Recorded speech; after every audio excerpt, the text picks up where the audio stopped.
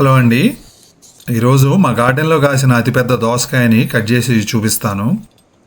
ఇలాంటి దోసకాయ మీరు ఎప్పుడైనా చూసుంటే కనుక కామెంట్ చేయండి.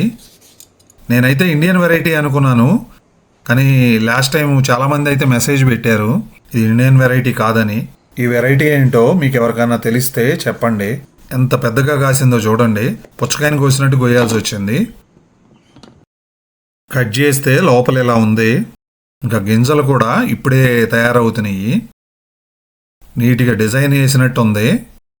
చాలా పెద్ద కాయి, మొత్తం అయితే ఒకరోజు అయితే వండుకోలేము. ఇంకా వీటి గింజల్ని తీసి ఎండబెట్టి నెక్స్ట్ సీజన్కి యూజ్ చేసుకుందాం అనుకుంటున్నాను.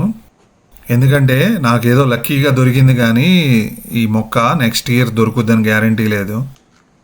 కనీసం ఈ గింజలు దాచుకుంటే 4-5 మొక్కలు అయితే వస్తాయి అనుకుంటున్నాను. మంచి విత్తనం అండి ఇది.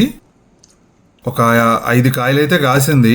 ఒక్కొక్కటి కిలో నుంచి కిలోన్నర వరకు ఉంది బరువు. చిన్న ట్రేలో ఈ గింజలన్నీ తీసుకుని ఎండలో పెట్టేస్తాము. ఒక 4-5 రోజులు ఎండనిచ్చామంటే డ్రై అయిపోయి ఇంకా మనం లోపల స్టోర్ చేసేసుకోవచ్చు. ఈరోజైతే సగం కాయనే వండుకుందాం అనుకుంటున్నాము. ముందుగా అయితే కొంచెం పెద్ద ముక్కలే కట్ చేసుకుంటున్నాము కూరలోకి. టమాటా వేసి వండితే మాత్రం సూపర్గా ఉంటుంది. నేను పచ్చి ముక్క కూడా తిని చూశాను, చాలా బాగుంది టేస్ట్. ఫస్ట్ టైం కదా ఈ దోసకాయతో మేము పచ్చడి చేసుకుందాం అనుకుంటున్నాము, అందుకని కొద్దిగానే కోసుకుంటున్నాము చిన్న ముక్కలుగా. ఫైనల్గా అయితే పచ్చడి అయితే చేసుకున్నాము ఈరోజు.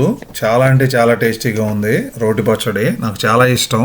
మీలో ఎంతమందికి దోసకాయ పచ్చడి అంటే ఇష్టమో కామెంట్ చేయండి. అలాగే నా వీడియో నచ్చితే ప్లీజ్ లైక్.